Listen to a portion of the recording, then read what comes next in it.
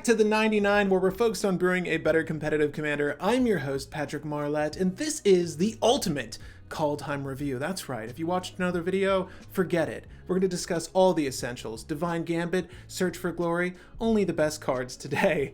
And guys, this is a cEDH channel, so I should mention that we're not going to cover every single card from every color that was released from the set, because that's stupid. You don't need to buy all of them, but I'm going to mention a handful that you should definitely consider in WUBRG order, going through multi, colorless, and lands that were released in Kaldheim that I think you should be picking up. Now, before we get into this video, if you want to help out the channel directly, the best way to do so is via Patreon. You already know that the details are in the link in the description down below, but Patreon members get exclusive benefits, and I'll encourage you to check up on them there, as well as exclusive polls and discussions with me over on Patreon, as well as a exclusive Discord channel to speak directly with me, and of course play pickup games. And if you want to help the channel indirectly, the best way to do so is through the link to TCGPlayer. Now, if you're considering picking up any of these pre-orders, packs, singles, what have you, the best way to do so is via the link in the description, because a portion of those proceeds will go to help the channel. So if you do use that link, I thank you very much. And there have been a lot more people using that link, so I really do appreciate seeing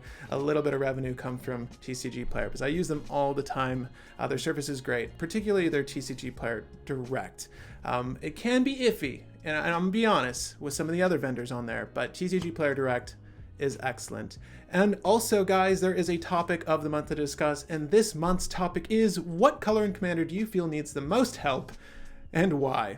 Now, I know the answer seems obvious, but not all things are as it seems. Is white secretly the strongest color in Magic? Not a topic for a future video. However, hold tight till the end of this video to hear the thoughts of one of our brew crew members on this very topic. Now, before I jump into the review, I do want to discuss 3 new mechanics and a new keyword that were added to the game of MTG, starting with Foretell. Now, this is attached to some spells and allows you to, during your turn, pay 2 generic and exile this card from your hand face down. You may cast it on a later turn for its Foretell cost. So this is attached to a handful of cards. There's only one we're going to bring up today that is viable in my opinion. However, it is an interesting way to play out spells on future turns. Do bear that in mind. You can't use this to reduce something like Dual Strike's red cost to being 2 generic and a red on the same turn, sadly. However, it is pretty cool for firing off spells on future turns. Next we have Rune, which is attached to aura spells. Basically, it's an enchantment that allows you to attach it to either a creature or a piece of equipment, so you have added utility down the line. If you don't have a creature to slap this rune onto, you can just put it on a piece of equipment for your commander to rock later in the game. Lastly, we also have Boast to mention. Boast is an activated ability that allows you to activate it only on attack, or rather only if a creature has attacked this turn. So you'll have to go through your combat step, declare an attacker, and then you can cast, or activate rather, this ability once per turn. And there is one Boaster I'm going to mention, if I'm not mistaken, at least one, that is fairly decent, but Boast is a mechanic that's pretty negligible. cEDH in particular is not really a aggro-centric game, not aggro-centric format. I'm sure that there are definitely aggro packages, but even they might not care for Boast. At any rate, let's start with the very front of our color pie with the W in WUBRG, white, with Halvar, God of Battle. So for 2 generic, double white, legendary creature god, 4/4 body, creatures you control that are enchanted or equipped have double strike. And at the beginning of each combat, you may attach target aura or enchantment attached to a creature you control to target creature you also control. This is all okay. Halvar and a lot of the cards we're going to be mentioning today happen to be gods and or legendary. That's just coincidence. A majority of these gods do not make great commanders themselves. Halvar would not be a decent commander in my opinion. I believe Balan, she is better at the equipment package. The effect she has in the game is just a little bit better than Halvar, at least on the top end of this card. The one we actually want to discuss, and a lot of these gods are MDFCs, so you can flip them and they have separate artifacts on the back. So Sword of the Realms, legendary artifact equipment for 1 generic and 1 white. Equipped creature gets +2 and has vigilance. Whenever equipped creature dies, return it to its owner's hand. Equip cost 1 generic and 1 white. Ultimately the same total casting cost of playing Halvar out. However, you do get a creature with +2 vigilance and the ability to return it to your hand. Yes, there is combo potential for this. Obviously, if you attach this to something like a Priest of Urabrosk or Priest of Gix or something that enters the battlefield and makes mana, provided you have a Phyrexian Altar and are able to sacrifice said creature for the 1 white in the equip cost of this card, you can continually cast that creature and net Infinite Storm, infinite mana, provided you have other ways of making mana in this circumstance. But basically you're storming off with Sword of the Realms. And it seems fitting with the art. Those are trees or lightning bolts? Those are trees. There's no storm happening in this art. However, that would be the basic strategy with Sword of the Realms. Is it a cEDH staple? No, it's not anything I'm adding to my collection. However, I did want to mention it for its combo potential. This was a card that was spoiled earlier on, and I'm pretty sure I've mentioned this prior, but this is the review, so we're going to try to cover everything of some value today. And white didn't really get that much. However, I did want to mention at least these 2 gods, and the next one I'm going to talk about is Redain, God of the Worthy. So for 2 generic and 1 white, you get a legendary creature god, 2/3 body, flying vigilance, snowlands your opponent's control enter the battlefield's tap. We're never going to be considering this top ability. I mean, maybe one of your opponents has some weird offbeat snow strategy. Well, you're shutting that person down, which might not be best for the board. It's usually not good to make it a 3-person game. You do want people to be able to effectively do things on their turn. Non-creature spells your opponents cast with converted mana cost of 4 or greater cost 2 more to cast. Now, both ends of Redain have Staxy effects. This top one is not good, in my opinion. Yes, you are making the Ad Nauseam more expensive. Yes, you're making the Peer into the Abyss more expensive. Yes, Force of Will now costs 2 generic, even if they were going to cast it for free. Is it good? Deadly Rollick too, right? Deadly Rollick is 4 CMC, if I'm not mistaken. That costs 2 generic. It's not good to strictly enable some list and disable other lists. It's almost like the Snowlands enter tapped effect. This is only going to stunt so many players and so many strategies, and if you're turning someone's Force of Will off and allowing this other person to go off, you're going to really wish that they had that Force of Will available to at least interact with the board. So I'm not really high on the top end of Redain. Again, it's a very double-edged sword using a Stax piece like this. Now, Valkmira Protector Shield, which is her alternative god form, this is interesting. So, legendary artifact for 3 generic, 1 white. If a source an opponent controls would deal damage to you, or a permanent you control, this is your creatures, this is your planeswalkers, prevent 1 of that damage. So, any Walking Ballista Triskelion strategy, if you watch our most recent Brew Wars, Triskelion would have been stopped here, because Triskelion removes a +1/+1 counter and does 1 damage. Well, 1 of that is prevented, right? It's not reduced down to a certain number, it's just reduced by 1. So you're not going to be able to close out a game with 1 of those packages. So that's kind of cool. I think that's just decent value in the long run for protecting any sort of planeswalkers or creatures you might have on the board that are otherwise too squishy to survive some, blowout damage spell. Now, obviously, like the big damage spell I can think of is Fire Covenant, and they would just have to pump that much more life into that solution to kill your board. But again, Valkmira, not necessarily a Stax piece I'm recommending. However, it is one that's notable and for a potential future list. The second ability is pretty decent. Whenever you or another permanent you control becomes the target of a spell or ability an opponent controls, counter that spell or ability unless its controller pays 1. So this is a triggered effect, obviously. When they cast a spell, it's going to require them to spend that much more to do so. Is it good? Yeah, this is the Law and Order end of white I want to see more of, right? This is something I had mentioned in my previous video, if I'm not mistaken, in the how to fix white's deficiencies video I did. I'll leave a link somewhere on the screen so you can check it out. But this is exactly what I was talking about. And lo and behold, we get it. However, in a very costly package. I would honestly just take a card that said 1 generic, 1 white with that bottom ability, right? I would love that artifact or enchantment that just did that. Because if I had that on the board, it means I'm that much more protected on my turn from being, effectively stopped during a combo turn without having to run something like a defense grid or something silly like another silence or grand abolisher effect. You could just use that, and then in the long run, you'd be able to outvalue your opponents by making them waste their resources for this thing. At 4 CMC, I think it's just a tad too much. However, it's still a really cool effect and more or less what I want to see from white in terms of stacks. Again, there's still a lot of deficiencies to fix, but it's cool to see something I brought up actually seen in a set. So, you know, that's nice. A small victory, very, very small victory.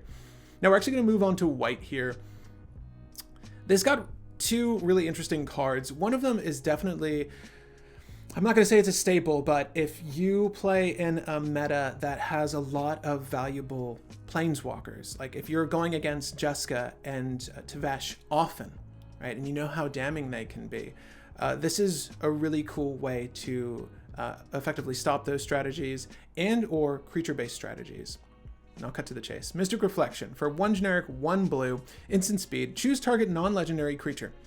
The next time one or more creatures or planeswalkers enter the battlefield this turn, they enter as a copy of the chosen creature. Foretell 1 blue. So every foretell is going to cost 2 generic to put down, and to flip it at a future turn, it's going to cost 1 blue. So you're reducing it on those future turns, but it is a 3 CMC setup.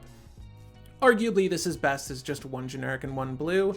If this is the one spell you foretell in your list that's blue, you are broadcasting Mystic Reflection. There isn't another foretell I can think of that you're going to be manipulating, at least at a cEDH table. So you're definitely telling people, I'm going to turn your shit into a Finehorn Elf, and they're not going to be fine with that. So what is good about this?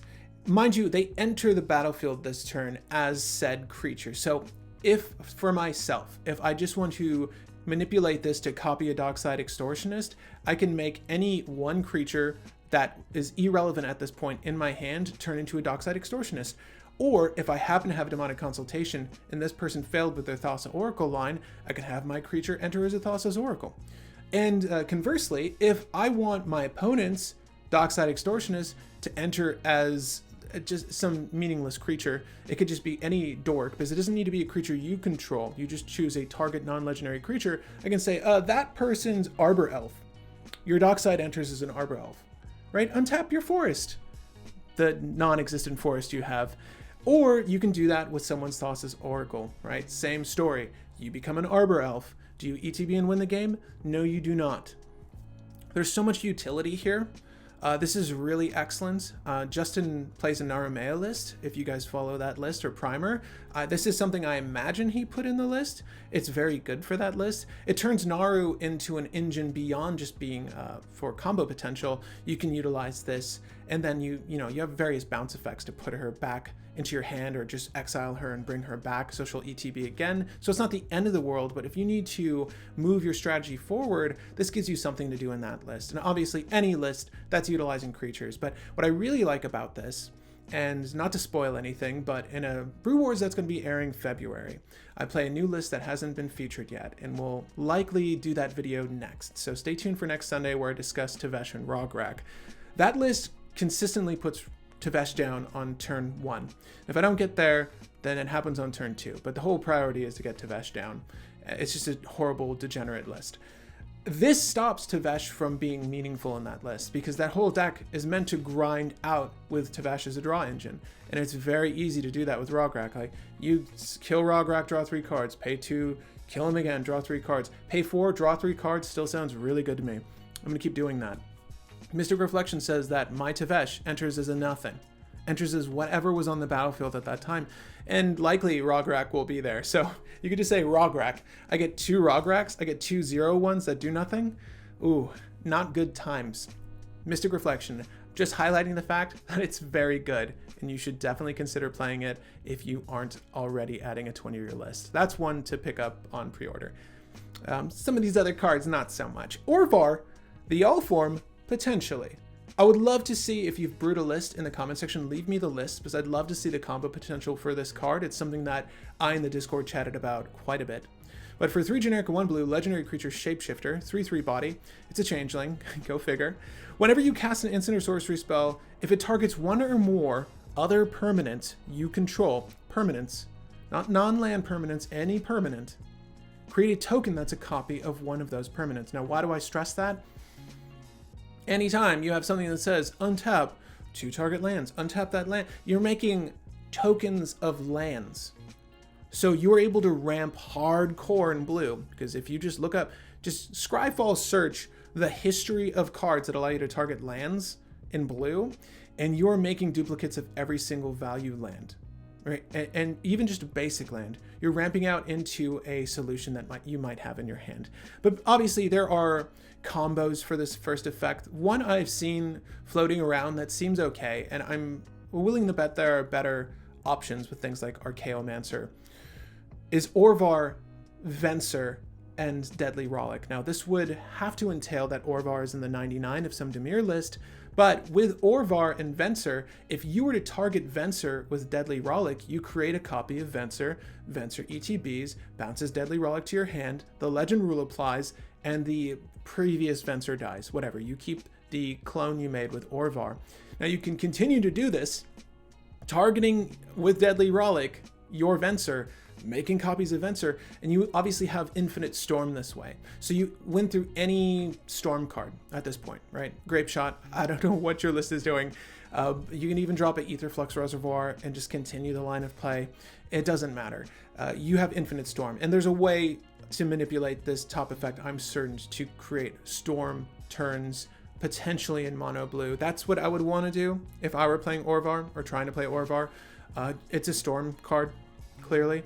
But also the fact that you can manipulate it for land generation. And mind you, it says 1 or more, so if I target 3 lands, I only get to create a copy of one of those lands. So you're not going to go crazy, but you can still go pretty crazy. And the last effect, when a spell or ability an opponent controls causes you to discard this card, create a token that's a copy of target permanent.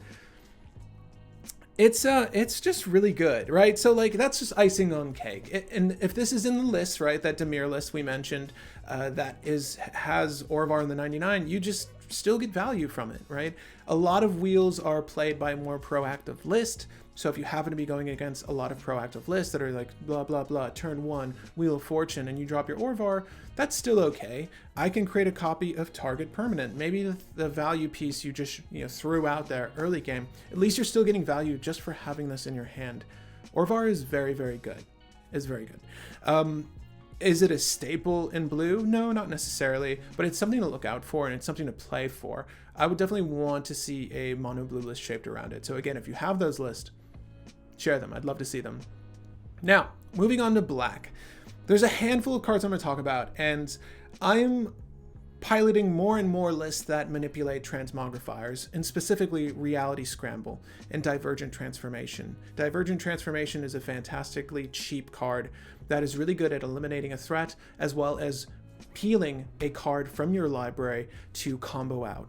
And specifically, Burning Rune Demon is an excellent card to scramble into. So for 4 generic, double red, Creature Demon Berserker, 6/6 body. Now, spoiler alert, I'm actually considering brewing a list that is in Mardu that will likely use this as a transmogrified target, and I'll explain why. Flying, when Burning Rune Demon enters the battlefield, you may search your library for exactly 2 cards not named Burning Rune Demon that have different names. Excellent, we're playing Commander, already accomplished. If you do, reveal those cards. An opponent chooses one of them. Put the chosen card into your hand and the other card into your graveyard. Perfect. Shuffle your library. This is almost like Intuition, but 1 less card. So what's so good about this? Why do you want this? If during this game, and we would be in Mardu for the strategy I'm considering, we've played a Gamble, or we've played an Entomb, or we've played our Demonic Tutor, whatever. So long as you have 1 tutor in your graveyard, when Burning Rune Demon enters the battlefield, what I'm going to say is Underworld Breach, Sevinne's Reclamation. Do you want me to cast Underworld Breach for 2 generic and 1 white, or do you want me to cast it for its 1 generic and 1 red? Either way, I really don't care. You choose. Once you have that option and you've dropped Underworld Breach, you can use your tutor to find the solution you need. Now, in a list that contains blue, you would use, obviously, Brain Freeze, but in this particular build, you're likely going to go for a Grinding Station. So, with 1 creature tutoring 2 cards, you've been enabled to set up a combo utilizing one of the most broken cards in the game right now, Underworld Breach. And at the low cost of, let's just say it was Gamble, they gave you Sevinne's, And the grinding station is 2 CMC, 3 CMC. So you need to what? Get 1, 4, I forget, grinding station's either 2 or 3. I think it's 2. So 1, 4, the 6 CMC to get the ball rolling. That's not so bad. That's really not bad at all. Obviously, this demon is something you'd want to cheat out. 6 CMC to start this intuition line is a little costly. But anytime I see a new tutor that functions like this, my mind immediately thinks of ways to manipulate this for a win or a potential win on that same turn. So Burning Rune Demon is actually really fantastic value if you're playing it in a polymorph transmogrify line, right? Pending your color options. Blue also gets a series of reveal from the top of your library, put a similar type thing onto the battlefield. So you have options for this card. Do I think that this is better than, say, a Razaketh? It really depends on what your list is doing. But being able to find 2 cards in one go and having them both accessible is excellent value in my mind. So don't overlook this one. If you have a deck that can utilize a similar line of play to what I've just illustrated, Burning Rune Demon is excellent value. Easily the best tutor from this set. Now the next card I want to talk about is Tergrid, God of Fright. Okay, 3 generic double black. I've had people ask me, would I use this in Tiny Bones? You can. Okay, moving on. Legendary creature god, 4/5 body menace. Whenever an opponent sacrifices a non-token permanent or discards a permanent card, wow, you may put that card from a graveyard onto the battlefield under your control. So if you cast a Dark Deal, making everyone discard their hand and draw up to that -1, any permanent, any non-token permanent, so lands, creatures, enchantments, artifacts, all that good just gets put onto the battlefield under your control. That's really good value. Now, the first thought outside of wheeling people into Tergrid is, what does this pick up elsewise? And it would hit, obviously, fetch lands, right? So you can get their fetch lands because they sacrifice them to do the thing. If someone's using Gamble, you can take their discarded card. That's kind of cool. The effect itself is okay. It also stunts a lot of reanimate strategies. You know, anytime someone's using a Carrion Feeder or Viscera Seer to sacrifice a thing, bring it back from the dead. This also means Undying and Persist, if I'm not mistaken, because those triggers hit when they go into the graveyard, right? So let's just say that I'm using Machias Undying Triskelion, which you saw with Belby in the recent Brew Wars episode.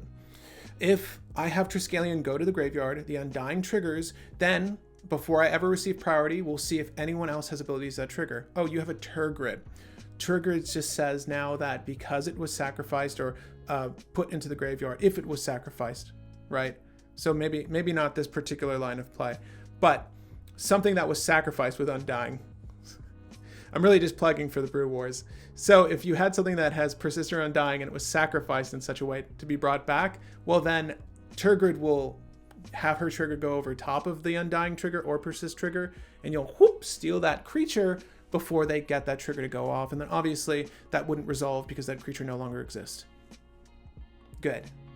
Watch recent Brew Wars. It was really fun. Tergrid's front end's okay. The back end is what I'm actually interested in. So people told me about Tergrid. All I heard about was the front end. The back end's really cool because for 3 generic, 1 black, you have an infinite outlet, right? With black mana, provided you have black mana. Legendary artifact, target player loses 3 life unless they sacrifice a non-land permanent or discard a card. You can pay 3 generic and 1 black, untap Tergrid's Lantern. This is really decent. Again, infinite black mana, you're able to just destroy people. Well, make them lose life and, you know, suffer. However, it's good. It's really good. I think both ends of this card are viable. I think they're both very expensive, and you're probably not gonna get there depending on the pod. If there's a bunch of proactive lists and you're playing Tergrid, it's gonna be very difficult. Definitely an uphill climb. If you're gonna build for Tergrid, you might consider building a Staxier build, something that's going to set the pace of the game to where you can manipulate cards with Tergrid's front end, then make your opponent sacrifice things like mass sacrifice effects. Those are very good with Tergrid because you want to steal those creatures and those value objects. I think she's okay. Again, not necessarily a great commander, but maybe decent in the body of a list. Also decent because you can have a creature tutor give you Turgrid and then cast the back end. So that's all very good value in my mind. Next up, the last of our noteworthy black cards is Varragoth, Bloodsky Sire. With a name like that, you expect the card to be somewhat decent, right? For 2 generic and 1 black, legendary creature, Demon Rogue, 2/3 body, Death Touch. Oh, Boast? Add generic and a black. Target player searches their library for a card and then shuffles their library and puts that card on top of it. Now, is this card decent? I think in the right list. I don't think Varragoth by himself is going to be very good. Mind you, certain lists, certain black lists, cEDH, Undead Vizier, strictly play for ad nauseum and they storm into a win with Aetherflux Reservoir. Varragoth is very similar in function, where you have a tutor in the command zone. However, it's a slow tutor. I think in the body of a Tymna and something list, where at the end of combat, your post-combat main phase, you get to draw cards, well then Varragoth's Vampiric Tutor is effectively a Demonic Tutor, which makes him decent. Now, the setup for all of this is costly, and obviously Varragoth is summoning Sig when it enters the battlefield, so you're not going to be boasting anytime soon unless your strategy deploys haste enabling, and then we're just adding cards to all of this. So at face value, for 3 CMC to play into a 2 CMC activated ability that will let you Vampiric Tutor for a card to the top of your deck, it feels okay. Again, I think that it's only noteworthy because it's a tutor. This is going to be okay in a list that manipulates draw in the command zone. By itself, I wouldn't use this as a commander. I think it's a little too slow. I mean, you can put this out with a Jeweled Lotus and then try to pop off on your next turn, but how you do so, you're going to need a very magical hand. Varragoth is okay. Again, if you're making a list for Varragoth, I'd love to see it. I think having a tutor in the command zone is always potent, but tutor 2 hand or tutor 2 field is arguably better than this. The boast ability is okay, but it requires a lot of you based off the sole fact you have to wait to swing with said creature. And of course, you're also broadcasting the fact that you're going to try to go off with a boast when you play a boaster. But speaking of boast, we're going to move on to red, and we're going to start with Birgi, God of Storytelling. 2 generic, 1 red, 3/3 body, legendary creature god. I'm going to start with the worst effect first. Creatures you control can boast twice during each of your turns rather than once. What? Oh my god, Varragoth twice. Oh wait, that means I only really get 1 effective tutor. This is okay. We're not really concerned about boasting twice, although it does match the identity of this card. I think it's kind of cool. The Storyteller lets you boast multiple times on a turn. But the more important effect, and the effect that I play for when I play this list, and I built this list, whenever you cast a spell, add red. Until the end of your turn, you don't lose this mana as steps and phases end. Now, that's arguably the best aspect of Birgi. And I built this list outside of a cold brew, but I did feature it in our last cold brew, our Cole brew. So if you haven't seen episode 4 for Cole Forge Master, check that out. At the very end, I illustrate a turn 1 win with Birgi, and it's all possible with that front ability. Now, obviously, there's more to Birgi. Like any other god, she has an artifact on the back end, and we have Harfnel for Horn of Bounty for 4 generic and 1 red, legendary artifact, discard a card, exile the top 2 cards of your library. You may play those cards this turn. This is really great. This is more of what Red's been doing recently, exiling cards, being able to cast them from exile during the turn. And this is a great way to sink, effectively dead cards in your hand into potentially meaningful cards. So Harfnel is not necessarily what I would play for if you're going to play Birgi in the command zone. I would definitely play for her front end because she's very easy to cheat out, especially with a Jeweled Lotus. Just mentioned that card a second ago. You can storm very effectively with her. If you're going to go for your own Birgi list, I'll just recommend red is deficient in a couple of ways.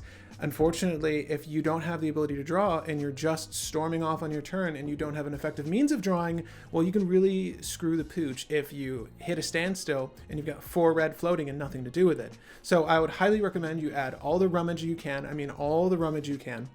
and Rummage is just discarding and drawing, as well as all of the rituals you can, to make sure that you can effectively storm into more and more cast and more spells.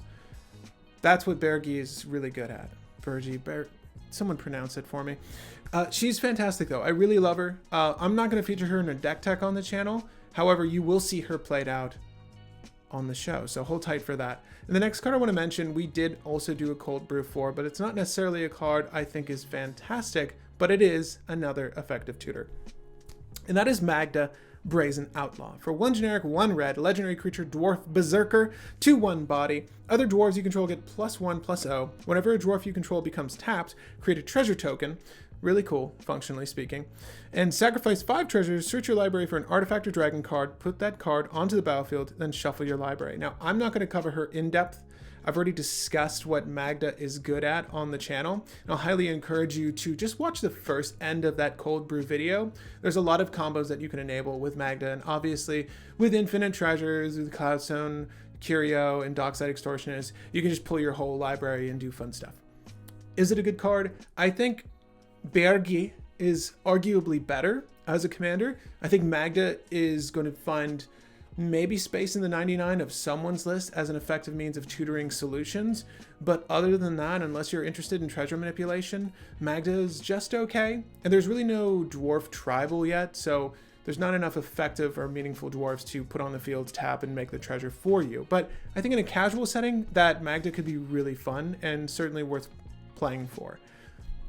The last red card I want to talk about, and we talk about how white should see more counters. Instead, red does. Tibalt's Trickery for 1 generic, 1 red, instant speed.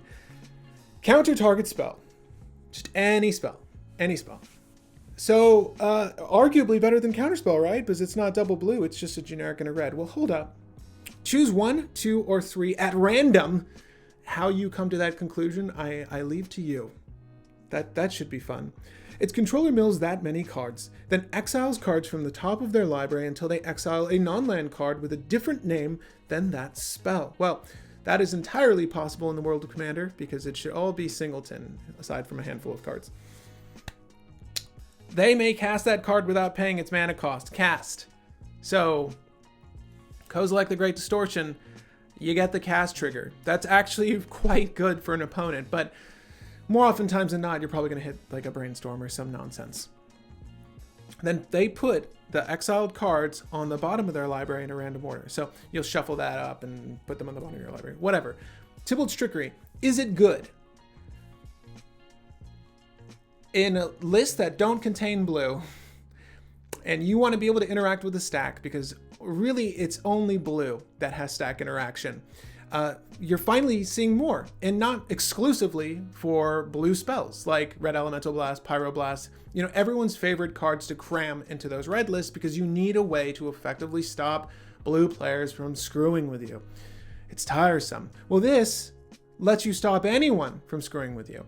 Obviously, the downside is they benefit from it, but Tibalt's Trickery has been fantastic. I've resolved it 3 times. And the worst time, I gave someone a Dark Confidant, and then I won on that same turn. So is it really that bad? I don't think that's enough for me to say it's the best counterspell, but it's certainly worth it in those lists that contain red. If your list contains blue, you likely have better counterspells. I would suggest looking towards counterspells that fit the targets you need to hit, rather than these omni counterspells, especially one that has this much of a downside.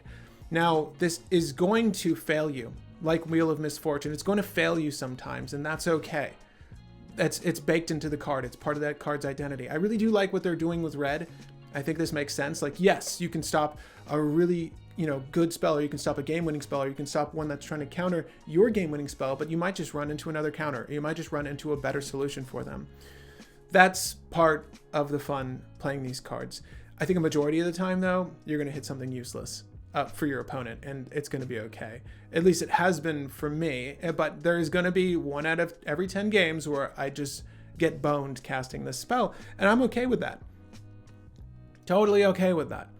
If it means I can counter anything on the stack, like just more Stax interaction in a separate color is fantastic. So I'll take it where I can get it. Tibalt's Trickery, there's a reason the pre-orders are so expensive. What I'll recommend doing before you use that TCGPlayer link in the description is just wait till the set releases, because these prices usually drive down after a few packs, a few boxes have been opened, and then they'll find their settling price, right? So I think they're going for like 20 average pre-order, if I'm not mistaken. It seems a little high for me, right? It's just an okay counterspell when you really look at its design.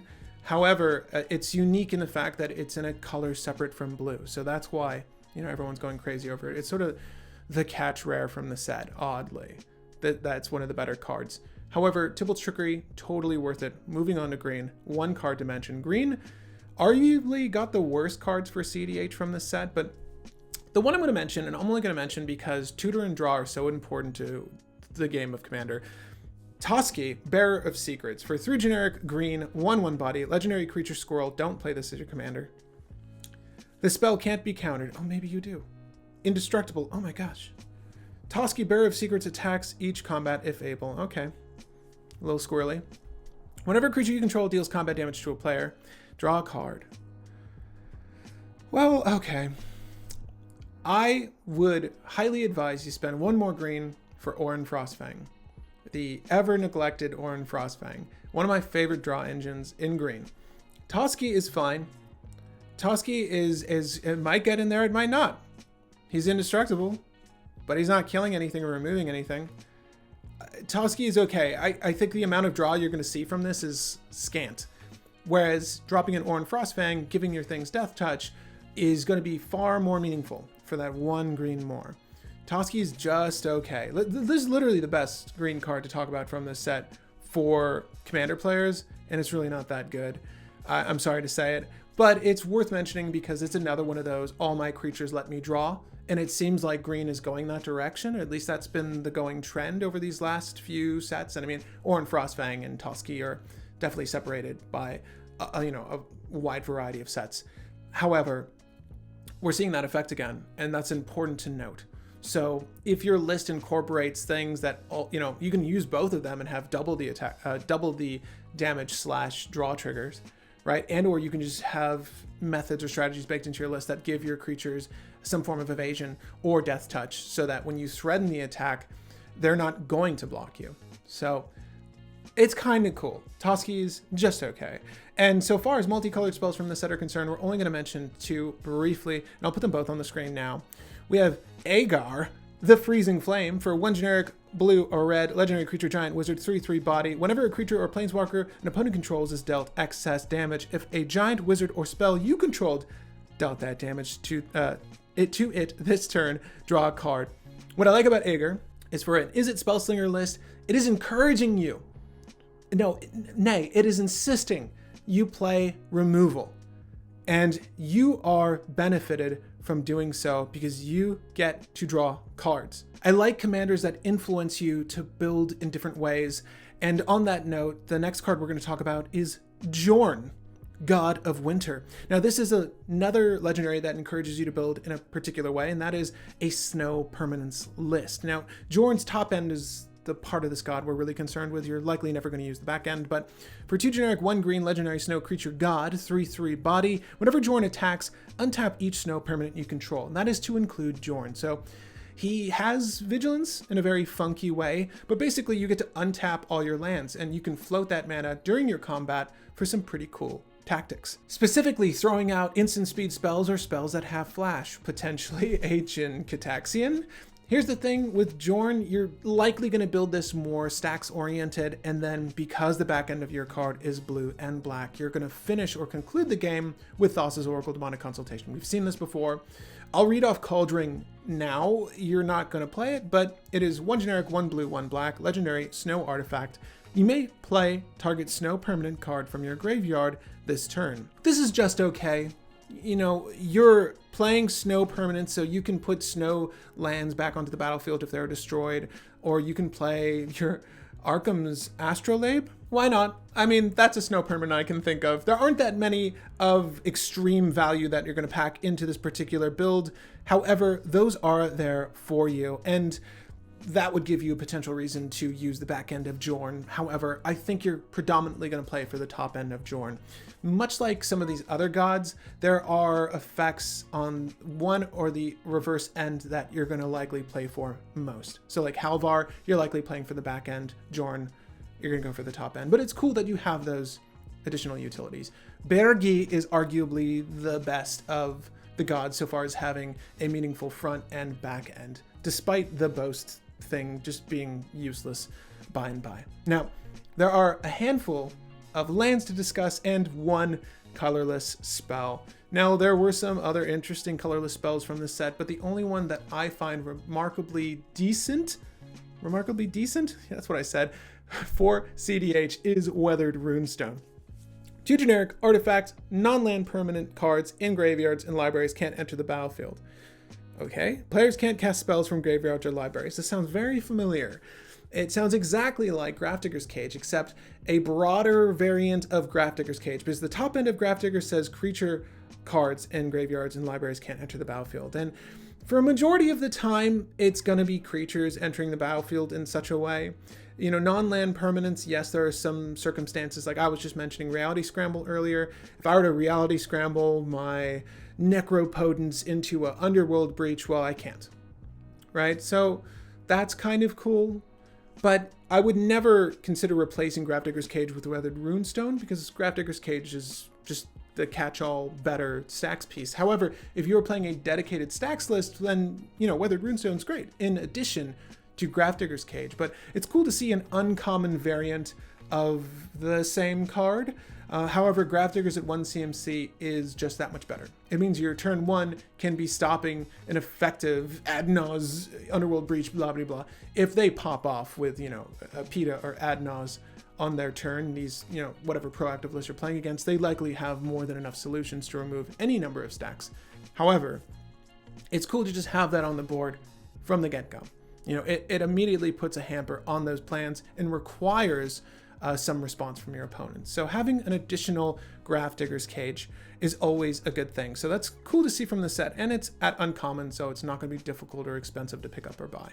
Now, lastly, to close out this list, there are a handful of lands to discuss, and we'll get the obvious ones out of the way. First, we finished our set of MDFCs, so if you needed those MDFC quote-unquote dual lands, well, they're there for you. I still think that in most dual-colored lists, you'll just get by with your shocks, your OG dual lands, and basics.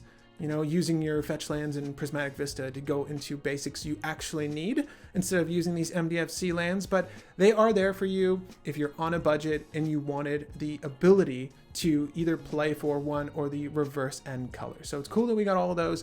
And also we see now a full set of snow duels. And the snow duels are really interesting to see. I mean, they're obviously not going to replace any of our shock lands, or there are various duels that are effectively better than these, right? But if you are playing a snow list like Jorn, for instance, then these are very good. And it's cool that we see all of them in one shot and they're all common. So extremely accessible, extremely great for players that are operating on a budget. I like that they incorporated a full set of these in this set. Very, very cool for people looking for more dual options. And lastly, there is one more land I want to discuss. Last card we're going to mention today. It is Axgard Armory. So this is, there's a whole cycle of these lands that enter tapped and let you do a thing. And this is arguably the best of them, but not really that great. It enters tapped, it taps for a plane, and for one generic double red and a plane, tap it, sacrifice Axgard Armory, search your library for an aura or an equipment card, reveal them, put them into your hand, then shuffle your library. So for 4 CMC, you're sacrificing this tapped land to get an aura and equipment card. So that's a lot of value to tutor, and to tutor to your hand. I think in slower Boros, obviously Boros list, this is going to be an effective means of getting your Sun Forger and some sort of value aura, Gift of Immortality. If you have, you know, combo lines centered around auras or equipment, this is, I wouldn't say a must-play land, but arguably very potent for those lists. You know, if your list incorporates black, you probably don't need this.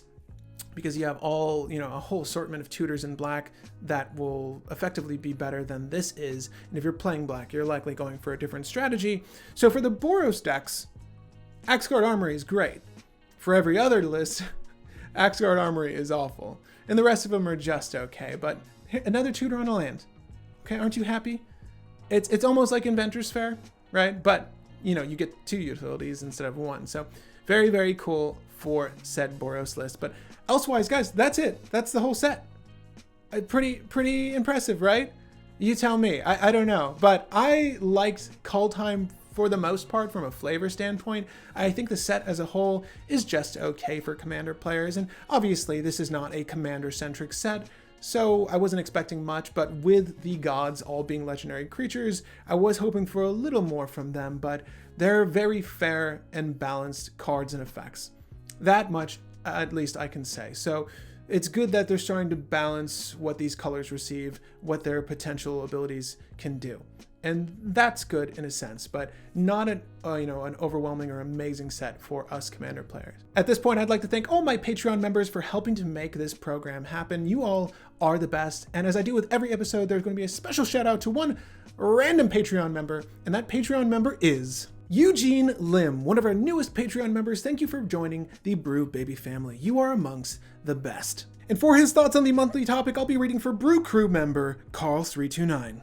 I wish I could pick a more unique side other than find a way to give mono-white players easier access to their cards. The only other glaring weakness is Red's lack of tutor effects, which even White has more of. They've done a lot for Red with wheels, impulsive drawing, rummaging, and looting. Black pays life for cards, green plays or attacks with creatures to draw, blue plays just about anything. It's time to give White a way to dig. I don't care if there's a drawback, so long as it's not an unrealistic or super overcosted hoop for them to jump through. I know Commander isn't the only format, and any solution can't break the others, but it's past that time. There's a precedent for White drawing from creatures by Mentor of the Meek or by gaining life with Dawn of Hope. There is precedent for effects to catch White up. Explore if an opponent has more cards than you, draw X. Have reveal X cards from your library and choose some amount of 3 CMC or less cards. I just want WotC to try. That will do it for this set review. I'd love to hear your thoughts on Kaldheim. Do you like the set? Do you imagine drafting it? Let me know in the comments down below, as well as your thoughts on Foretell, Boast, and the keyword rune. Hopefully we'll see more runes that are effective, but the ones that were featured in the set are just okay. And of course, I'd love to hear your thoughts on the monthly topic as well. Again, my name is Patrick Marlette, and happy brewing, babies.